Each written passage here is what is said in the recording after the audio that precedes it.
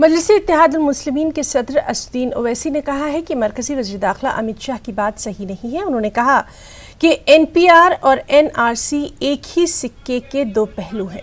असदुद्दीन ओवैसी के मुताबिक एनपीआर और एनआरसी के ज़ाब्ते यकसा हैं। तेलंगाना के निज़ामाबाद में जलसे से खिताब करते हुए असदुद्दीन ओवैसी ने ये बातें कही। उन्होंने ये भी कहा कि ये लड़ाई मुसलमानों, हिंदुओं, दलितों, आदिवासियों की नहीं है। उन्होंने मुल्क को फासिस्ट ताकतों से महफूज रखने पर यहाँ जोर दिया।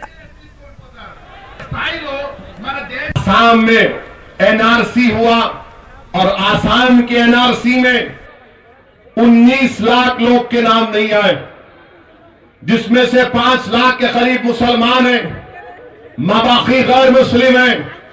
अब आप देखिए कितनी नाइंसाफी की बात है कि जिसका नाम मुसलमान है उसको आसाम में सिटीजनशिप नहीं मिलेगी।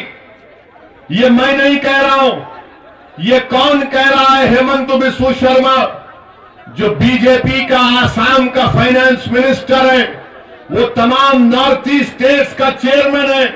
वो कहता है कि सिटीजन अमेंडमेंट कानून के तहत हम आसाम के वो 5,40,000 जो बंगाली हिंदू भाई हैं उनको सिटीजनशिप दे देंगे और उनके खिलाफ जो मुकदमा चलेगा, जो फॉरेनर्स ट्रिब्यूनल में चलेगा, वो बंद हो जाएगा।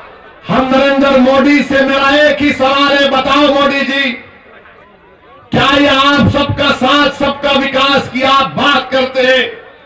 आसाम के जो गैर मुस्लिम हैं उनको आपकी हुकूमत सिटीजनशिप देगी और वो 5 लाख मुसलमान जिनका भी नाम नहीं आया उनको सिटीजनशिप में क्यों नहीं मिलेगी? वो भी तो इंसान है, वो भी तो इस भारत की सरजमीन पर पैदा हुए, मगर नरेंद्र मोदी सिर्फ जबान से सबका साथ, सब